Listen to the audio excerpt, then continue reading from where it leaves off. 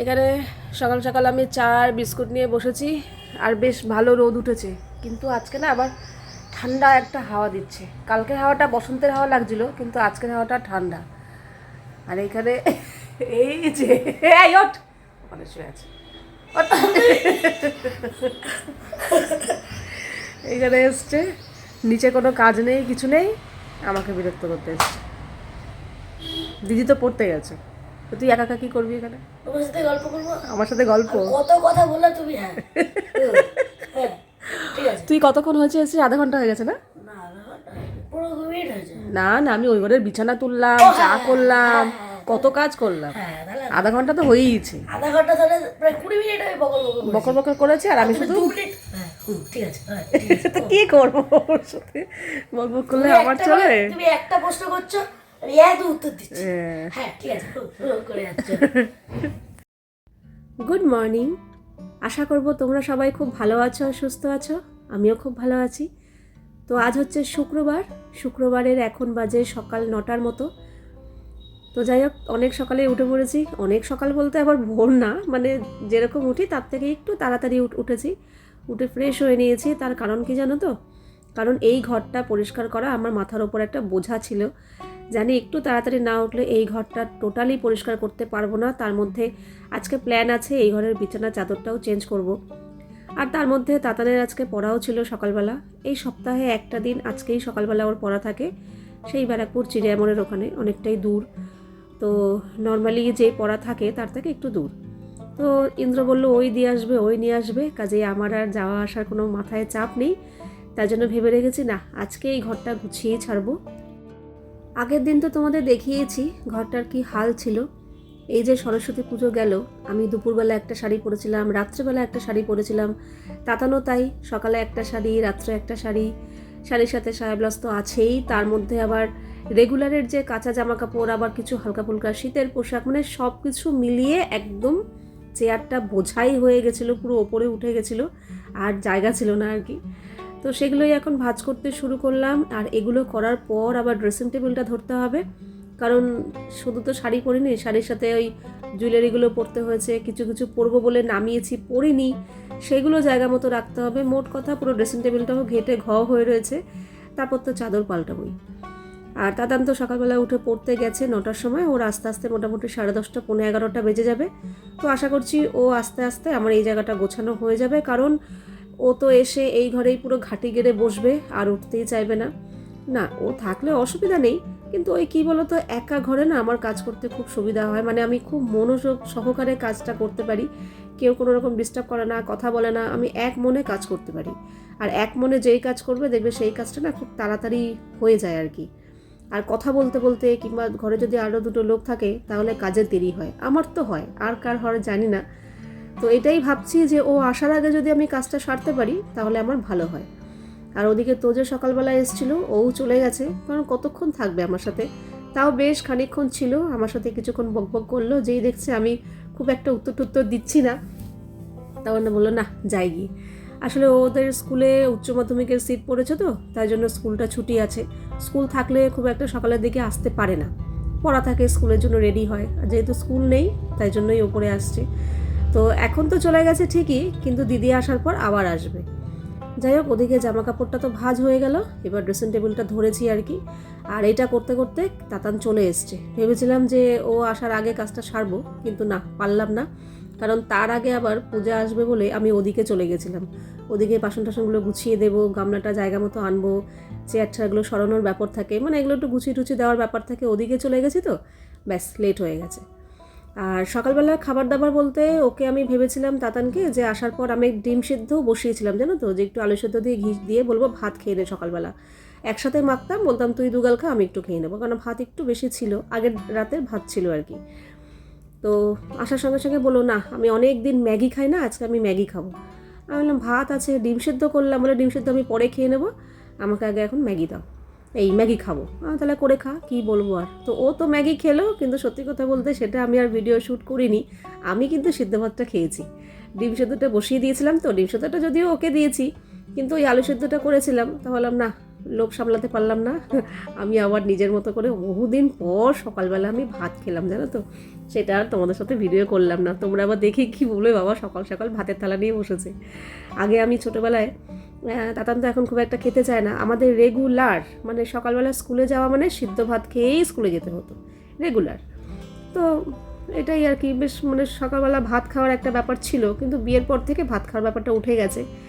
মাঝখানে আবার একটু খেতাম, কিন্তু এখন আর ভাত খেতে চাই না, তো ভাত খেলে না শরীরে আলস্য লেগে যায়। যাই হোক চলো, এদিকে কাজ, তোমাদের সাথে কথা বলতে বলতে অনেকটা কাজ সেরে ফেলেছি। বিছানা চাদরও গোছানো পাল্টানো হয়ে গেল, এবার শুধু বালিশের কভারগুলো পাল্টালেই ব্যাস হয়ে যাবে। তারপরে আরও কিছু কাজ আছে, সেগুলো আর শেয়ার করব না, কারণ তাহলে আমার অনেকটা দেরি হয়ে যাবে। ওদিকে সবজি টবজি কাটবো, জামা কাপড় মেলবো, কাচতে দেবো, মানে এগুলো টুকটাক করে বাসন কোসন জায়গা মতো রেখে তারপরে আমি যাব স্নান করতে। স্নান করে এসে আজকে একটু রান্নার ব্যাপার আছে, কারণ দুভাগে আজকে রান্না হবে। অনেক হয়েছে অন্যের জন্য ভাবা, এবার একটু ভাবছি নিজের জন্যও ভাবতে হবে। তো নিজের জন্য ভাবতে গেলে তো একটু তো খাটতেই হবে, একটু সময়ও লাগবে, তবু ঠিক আছে, আজকে আমি নিজের মতো করে রান্না করবো। ওদিকে তাতানেরও স্নান হয়ে গেছে, আমারও স্নান টান হয়ে গেছে। আমি এদিকে সব রান্নার গোছগাছ করে রেখে তারপর স্নানে গেছিলাম। এর আগের দিন না ইন্দ্র কবে যেন বাজার করলো, এঁচড় এনেছিল, তো সেই এঁচড়টা করা হচ্ছিল না। আজকে ফাইনালি বার করলাম, আর এই এঁচড়টা ওই তোমার খোসা ছাড়িয়ে পিস পিস করে দেওয়াই ছিল। তো আমি আবার আরেকটু দানা ঠানা করে ওই দানার ভিতরে যে অংশটা থাকে সেটা ফেলে ঠেলে পরিষ্কার করে কেটে ধুয়ে নিলাম। তবে এইটুকু না, আরেকটু আছে, দুই ভাগে এঁচড় রেখেছি, এই যে ওখানে একটু এখানে একটু। তার কারণ হচ্ছে এঁচড় দিয়ে আজকে দুটো পদ রান্না হবে। ইন্দ্র ভালোবাসে এঁচড় দিয়ে ছোলার ডাল খেতে, এই বাড়িতে মা করতো, খেত, এখনো করে। আর আমার আবার ভালো লাগে এঁচড়ের তরকারি খেতে আর কি, ওই আলু দিয়ে কষা কষা মাংসের মতো। ওইটা কথাতেই আছে, এঁচড় হচ্ছে গাছ পাঠা, তো আমার খুবই ভালো লাগে। কিন্তু আগে করতাম না ওই ভাগে ভাগে, কোনোদিনই করিনি আমি, ওই একটা পদই করতাম। মাঝখানে মনে হয় একবার এঁচড়ের তরকারি করেছিলাম, ইন্দ্র খুব একটা ভালো খায়নি, আর করতেও বলেনি, করিও নি, এঁচড় খুব একটা পছন্দ করে না।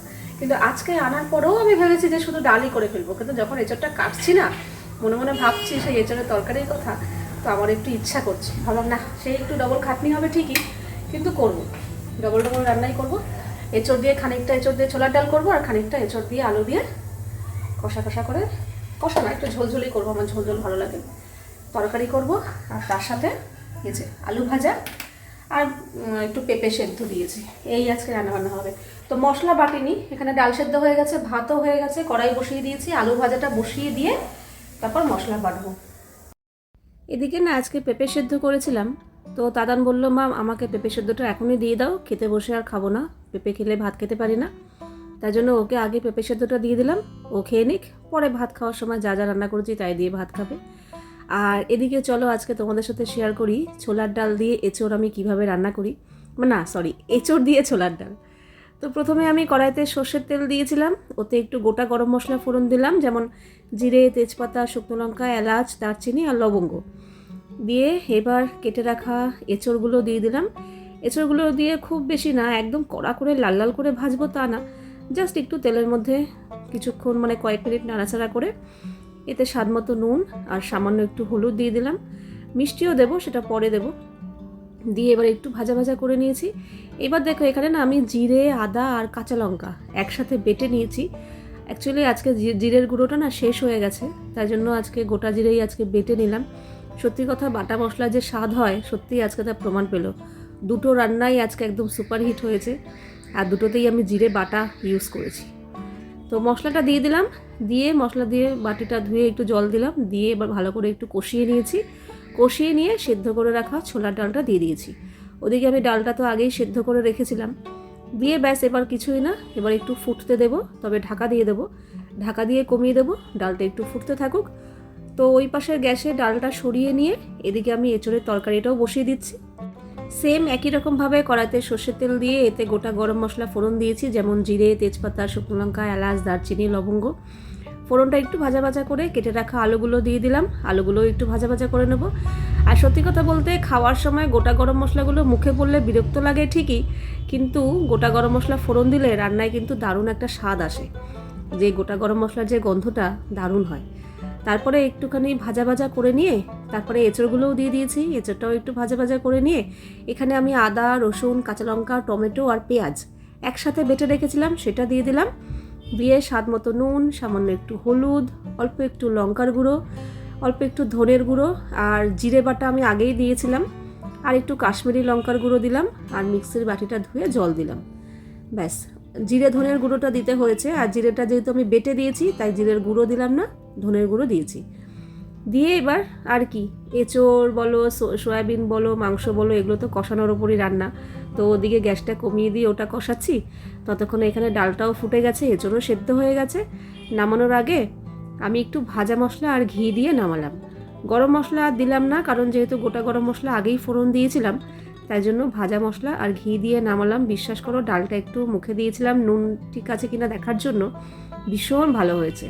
ডালটা তো ভালোই হয়েছে, তবে হ্যাঁ, আমি ওই যে বললাম আমার এঁচোড়ের তরকারি বেশি ভালো লাগে, তাই জন্য আমি এঁচোড়ের তরকারিটা করলাম। তো এদিকে মশলা কষানো হয়ে গেছে, সামান্য একটু চিনি দিয়েছি টেস্ট ব্যালেন্স করার জন্য, আর তারপরে গরম জল দিয়ে দিলাম। তরকারিতে অবশ্যই গরম জল দিলে তরকারির স্বাদ বাড়ে। দিয়ে এবার একটু চাপা দিয়ে রেখে দেবো, আর যেহেতু অনেকটা বেলা হয়ে যাচ্ছে এটা করতে করতে, তাই জন্য আমি আগে ওদেরকে আমি খেতে দিয়ে দিলাম। বললাম তোমরা তোমাদের মতো খেয়ে নাও, আমি আজকে আমার মতো করে আলাদা করে তৃপ্তি করে খাবো, আমি আমার পছন্দ মতো রান্না করছি। বলছে বাবা কোনো দিন তো এরকম করনি নিজের জন্য। যে হ্যাঁ, এবার থেকে করব। কি বলো তো, ওর বেশিরভাগ আমাদের ঘরে রান্নাবান্না হয় দেখেইছো ইন্দ্রর কথা মতো। এবার দেখো, ও আমাকে করতে না করেছে তা কিন্তু নয়, এমনও হয়েছে আমি পটল খেতে ভালোবাসি, ও বাসে না, আমার জন্য পটল নিয়ে আসে, কিন্তু আমিই বলেছি না, আনবে না, তুমি যেটা খাবে, তুমি যেটা করতে বলবে সেটাই আনবে, বাকিগুলো আনবে না। এই জন্যই কি বলো তো, ওই করতে ইচ্ছা করে না ডবল ডবল। ওর জন্য এটা করবো, এই দেখো আজকে এঁচোড় ডবল ডবল রান্না করতে হলো, ওর জন্য ডাল, আমার জন্য তরকারি, এই যে এক্সট্রা খাটতে হবে, এটাকেই ভয় পেয়ে বলতাম থাক গিয়ে, আনতে লাগবে না। এই করে করেই অনেক ত্যাগ করেছি। এবার ভেবেছি না, আর ত্যাগ করব না, একটু খাটনি হলেও এবার থেকে আমি আমার মতো করে যেগুলো আমি পছন্দ করি সেগুলো আমি নিজেই করে খাবো। তো এদিকে তরকারিটা নামিয়ে দিয়েছি, ওদেরও খাওয়া হয়ে গেছে। আর আজকে তাতানের যোগা ক্লাস আছে, তো তার জন্য ওকে বেশি বেলা করালাম না, ওকে বললাম তরকারিটা তুই পরে খাস, রাতে খাস। ও তরকারি খেতে ভালোবাসে এঁচোড়ের, বারবার বলছিল হয়নি হয়নি, আমি বলছি না, ওটা একটু সময় লাগবে, তুই এখন তাড়াতাড়ি খেয়ে নে, কেন যোগা ক্লাসের আগে খাওয়ার মধ্যে একটা গ্যাপ থাকা, অনেকটা গ্যাপ থাকা দরকার, তাই জন্য দিয়ে দিলাম খেতে। ওদের খাওয়া দাওয়া হয়ে গেল। খাওয়া দাওয়ার পর আজকে একটু গ্যাসের জায়গাটা একটু ডিপ ক্লিন করলাম, ভালো করে পরিষ্কার করলাম, মনে হলো একটু তেল তেল হয়ে গেছে। আর একটা কথা, তোমাদের মধ্যে একজন এর আগের দিন দেখতে পেয়েছো আমার বাসন রাখার র্যাকে ন্যাপথালিন রাখা। হ্যাঁ, এটার একটা রহস্য আছে, আমি আসলে এতদিন বলিনি কেন, আমি একটু এক্সপেরিমেন্ট করে দেখছিলাম, যদিও এখনও আমার এক্সপেরিমেন্ট কমপ্লিট হয়নি, তবু বলছি। শীতকালে আমার মনে হয় পোকামাকড় আসলে একটু কমই দেখা যায় মনে হয়, কারণ গরমকালে একটু বেশি পরিমাণে দেখা যায়, তার জন্যও হতে পারে। তো আমার না কি মনে হলো যে ন্যাপথলিন তো দেয় আলমারিতে যাতে জামা কাপড়ে পোকা না ধরে, তো দেখি তো এখানে দিয়ে রেখে দেখি তো পোকা আসে নাকি, আসলে আসে নাকি। তো আমার না মনে হচ্ছে, আমি 100% শিওর না, যে একটু হলেও পরিমাণটা কম আছে জানো পোকামাকড়ের, তাই জন্য সব রান্নাঘরের কোনায় কোনায় না ন্যাপথলিন দিয়ে রেখেছি। জানি না আমি ঠিক করেছি না ভুল করেছি। যাই হোক, ওদের তো খাওয়া হয়ে গেছে, এবার আমি খেতে বসবো। তো বলেছিলাম আলু ভাজা আমার জন্য রাখতে হবে না, আমি ডাল খাবো না, তাও রয়েছে। ওদিকে ডালটা তো এত ভালো হয়েছে যে আর ওইটুকু বেঁচে রয়েছে, ওরা দুজনেই খুব তৃপ্তি করে খেয়েছে, বলছে খুব ভালো হয়েছে। আর এখানে আমি আমার জন্য এই যে এঁচোড়ের তরকারি বাটিতে নিয়ে নিয়েছি, আর নিচ থেকে আবার মা আজকে দিয়ে গেছে খেসারির শাক। খেসারির শাক ইন্দ্র খেতে ভালোবাসে, তো ওই শাক, তো প্রথমে এই শাক ভাজা দিয়ে খেয়ে নিচ্ছি, মা আবার শুকনো লঙ্কা ভাজা পাঠিয়েছে, তো নেতিয়ে গেছে বলে ইন্দ্র খায়নি, একটা খেয়েছে, একটা রেখে দিয়েছে। তো আমি শুকনো লঙ্কা না খুব একটা খেতে চাই না, শুকনো লঙ্কা খেলে পেট জ্বালা করে, তো ভাবলাম না খাই। আর বিশ্বাস করো এঁচোড়ের তরকারিটা দিয়ে না, মানে গরম গরম ভাত, আমি মানে অমৃত খেয়েছি, মানে তৃপ্তি করে, মানে কি বলবো, অনেক দিন পর আমি নিজের মতো রান্না করে একদম পেট ভরে ভাত খেয়েছি, তাও আবার তৃপ্তি করে। তো এবার থেকে ভেবেছি আমি আমার জন্যও রান্না করে খাবো, আর এরকম করব না। আনিনি কেন? ছুটি হয়েছে, এখন আমি টায়ার্ড হয়ে গেছি, তাই চলে এসেছি। এ মা, কিছু আনিস নি? যা, ওকে আজকে দোকানের জিনিস আনতে বলেছিলাম, ও না নিয়ে চলে এসছে। তো যখন তো দুটো ঘুড়ি লুটে নিয়ে এলো। দেখো, এটা যখন বললাম সুতো ধরতে তোমার জানলার থেকে, হ্যাঁ, তো ওটা তো এটা, আবার ওটা আনতে গিয়ে আবার এটা পেলাম। এটা একটু ছেঁড়া আছে হালকা, সেলটা মেরে ওঠাবো, কিন্তু এটা পুরো তো দেখলি কি করে যে এখানে ঘুড়ি ঝুলছে? আরে আমি মাঝে মধ্যে যাই, এখান থেকে অনেক ঘুড়ি আসে, এখানে গাছ টাছ আছে তো, মাঝে মধ্যেই দেখি। আর একটা ঘুড়ি আছে এদের ছাদে গাছে, তো ঘুড়ি দেখি এই ঘুড়িটার উপরে ঝুলছে এইটা, এটা দেখিনি, এটা তো পিছনে ছিল, এটা দেখলাম ঝুলছে। হুম তাহলে সিকিউরিটি তো নেওয়া যাবে না, এটা তো ছাদে শুতো। তো না দেখি এটা সেকেন্ড ফ্লোর, এই তো ছোট মধ্যে ঘর, ছোট মধ্যে ঘরে জানলা গেছে। So, এবার আমার ঘরে ছিল পিছনেই আবার হচ্ছে আরেকজনের ঘর, তোমার ঘর শেষ হয়েছে আরেকজনের ঘর, তার ঘরের জানলা যেন হয় না। তারপর দেখলাম গেলো তো ওটা তো রান্নাঘরের জানলা, ওদের রান্নাঘর তো পিছনে, পিছনে হ্যাঁ। তাই জন্য দেখলাম আমি এসেই দেখছি শুধু ঝুলছে। আর এটা ভালো নিয়েছে। এই রান্নাঘরের জানলার মধ্যে হনুমানের মতো উঠে পড়লো, উঠে পড়ে করে সুতো দিয়ে টাচ হচ্ছে, কি হলো বলে কি ঘুরি ঘুরি ঘুরি বলছি বাবা রে। তারপরে কি করলো, আমাকে বলো এই সুতোটা দুটো এবার ধরে রাখো, আমি ধরে দাঁড়িয়েই আছি। তো আমার নিচে গিয়ে এই ঘুরি নিয়ে আসলো। আচ্ছা ওরা আসতো না, না এই পাওয়ার একটা নেশা, ভালো লাগে। হ্যাঁ আমার ভালো লাগে ঘুরে। আচ্ছা পড়তে গেছিলিস না, পড়া থেকে এলি? ওতে যাবো পড়তে এই, sorry, আমি ভুল প্রশ্ন করলাম, যাবি না এলি? এলি এলাম, আচ্ছা কম্পিউটারে গেছিলাম পড়তে। কম্পিউটার ক্লাসে। চলো এবার রাতে রান্নাবান্নার দিকে চলে এলাম। ইন্দ্র দুপুরেই বলে রেখেছিল যে এঁচোড়ের তরকারি রয়েছে, ডাল রয়েছে, তো কিছু করতে হবে না, রুটি করে রেখো। তো আমি তো আটা মেখে রেখেছিলাম যথারীতি রুটি করব বলে, অমনি বলছে না এঁচোড় দিয়ে ছোলার ডাল আছে, আমার জন্য লুচি করো, লুচি দিয়ে ওই ছোলার ডাল দিয়ে খাবো, আর একটুখানি এঁচোড়ের তরকারিও টেস্ট করবো। আচ্ছা কেন খাবে, তোমাকে তো দেবো না, তুমি তো খাও না। আর কি করে বলেছিলাম, তো একটুখানি খেয়ে বলছে হেভি হয়েছে। তো যাই হোক আমাদের জন্য তো রুটি হয়ে গেল, আমি বেলে দিলাম, ও ভেজে নিল, আর এদিকে ওর জন্য লুচিগুলো ভেজে নিচ্ছি। লুচিগুলো ভাজলেই রান্নাবান্না কমপ্লিট, আর ডাল আর তরকারি তো রয়েছে, এই দিয়েই খাওয়া হয়ে যাবে। এই যে এনার জন্য হচ্ছে লুচি আর আমাদের জন্য রুটি। আমি এটা নিয়ে নিয়েছি অলরেডি। ও আবার দেখা দেখি, ও আবার একটা রুটি, এই লুচি, ওখানে রুটি চলছে, আমার একটা লুচি। তো কী করবে, বড়জন যদি মুখ না সামলায় তাহলে বাচ্চারা কী করবে? তুমি কালকে কি বলেছিলে ক্যামেরার সামনে? লুচি খাওয়া আমি ছেড়ে দিলাম। রাজ্য বলে কি মিথ্যেবাদী, কালকে ক্যামেরার সামনে ছাতুমুড়ি খেতে খেতে বলেছিলে যে আজকে তো লুচি আজকে থেকে না আজকে। ও মানে শুধু কালকের জন্য, কি অসভ্য। যাই হোক ওই এঁচড়ের তরকারি আর লুচি, তরকারিটা বেশি ভালো হয়েছে বল? হ্যাঁ ডালটা ভালো হয়েছে, বাট এটা বেশি ভালো হয়েছে। তো এই হচ্ছে আমাদের ডিনার মেনু।